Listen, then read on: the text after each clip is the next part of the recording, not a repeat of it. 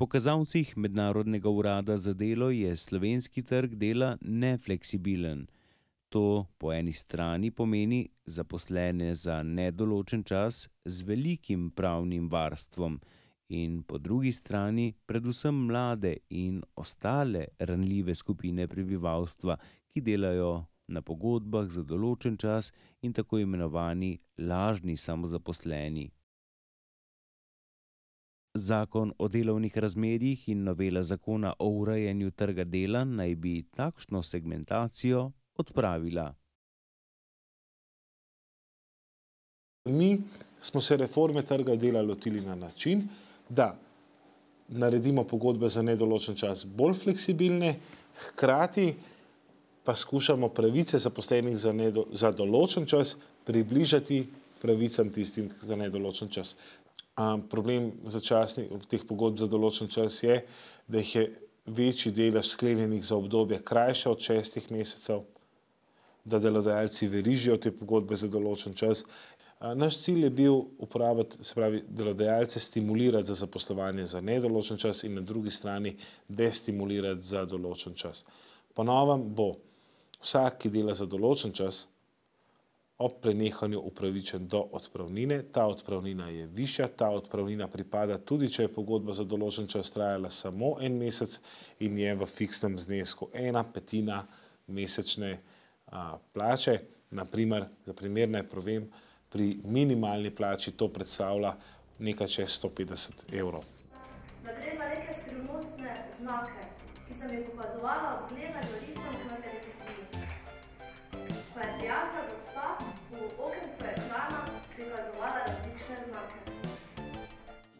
Žalostna statistika Slovenije je, da smo država z najvišjim deležem začasnih zaposlitev med mladimi v Evropski uniji. Tukaj smo daleč pred vsemi, skoraj 70% mladih dela v začasnih oblikah zaposlitve.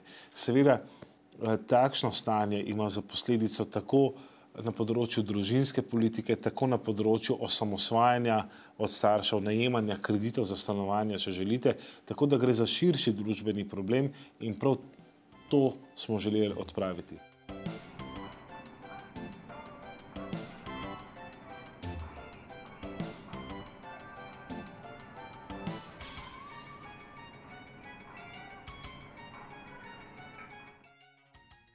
Zaposlitve za nedoločen čas naj bi po drugi strani postale bolj fleksibilne. Po eni strani res govorimo o skrajšanju odpovednega roka, vendar bolj bistveno kot to je, da dolžina odpovednega roka, do katerega je upravičen delavec, narašča postopno. Po 1 oziroma 2 dni za vsako leto zaposlitve, vse tja do 60 dni, do katerih je upravičen delavec, ki je zaposlen najmanj 17 let pri delodajalcu. Odpovedni rok je namenjen temu, da si posameznik v času odpovednega roka lahko najde drugo zaposlitev. Zato je pomembna sprememba, da se bo po novem delavec že v času odpovednega roka vključil v programe aktivne politike zaposlovanja in mu bo delodajalec moral 1 dan na teden dati prosto, da si delavec lahko išče drugo zaposlitev, da je lahko vključen v programe aktivne politike zaposlovanja. Na ta način želimo skrajšati to obdobje pri posamezniku, ko ni aktiven, na najkrajši možni čas. Po drugi strani pa tisti, ki v času odpovednega roka ne bo uspel najti druge zaposlitve, bo prejemal denarno nadomestilo na zavodu v višini 80% plače.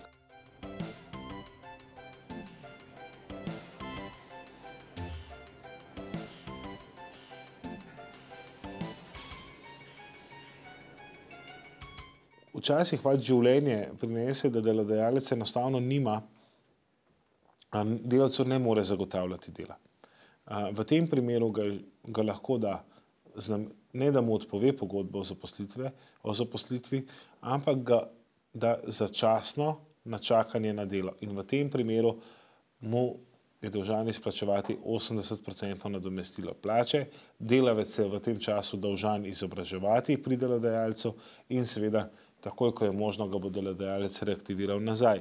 Drug tak ukrep z vidika notranje fleksibilnosti pa je, da delodajalec, ko za delavca na posameznem delu nima dela, mu lahko začasno z namenom ohranitve zaposlitve odredi opravljanje drugega ustreznega dela. No, v tem času, ko je delavec sicer ne po svoji krivdi, zato ker mu delodajalec ne more zagotavljati dela, je delavec seveda zdravstveno, pokojninsko zavarovan, prejema seveda nekoliko nižjo plačo, vendar pa ključno je, da ne izgubi zaposlitve, da ima občutek, da ko bo spet naročilo, bo prišel na delo.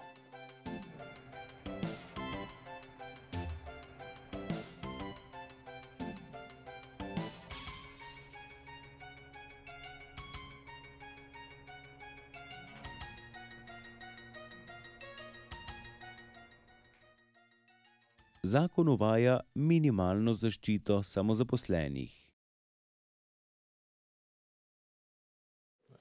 Veliko mladih delajo kot samostojni podjetniki, samo zato, ker jih delodajalec ni hotel zaposliti.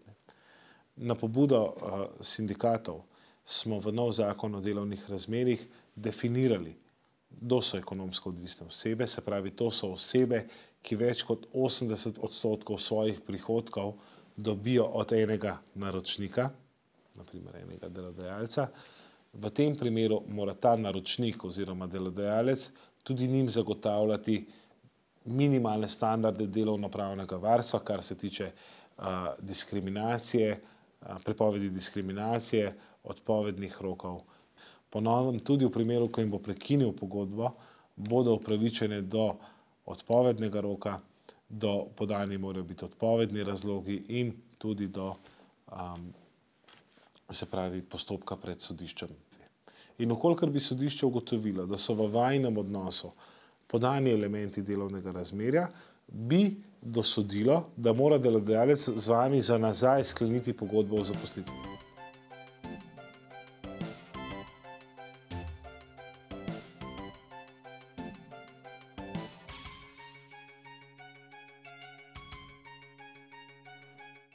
No, zmanjšanje administrativnih ovir gre predvsem v smeri, da delodajalec lahko pri komuniciranju z zaposlenimi, pri komuniciranju naprimer z neizbranimi kandidati uporablja moderna telekomunikacijska sredstva. Ukinja se obveznost prijave prostega delovnega mesta na Zavodu za zaposlovanje za delodajalca, razen v primeru, ko bi delodajalec želel posredovanje zavoda.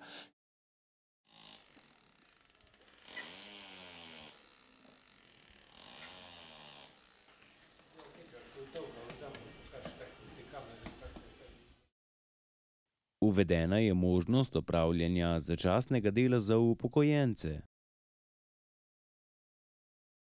Tako ima upokojenec po novem možnost, da opravlja začasno delo v višini 60 ur mesečno.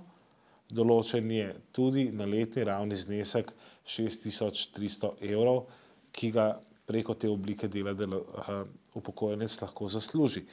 Od tega zneska se plačuje dajatev v višini 25%, to je posebni davek, ki se plačuje neposredno v proračun. Pomembno pa je poudariti, da se zaradi opravljanja začasnega in občasnega dela delavcu upokojencu pokojnina zaradi tega ne bo znižala. Kar se tiče invalidskega upokojenca, za nekoga, ki je imel popolno nezmožnost za delo, verjetno ne bo moral tudi normalnega dela, začasnega dela opravljati. Pri drugih, ki pa so delno invalidsko upokojeni, pa seveda te težave ne vidimo.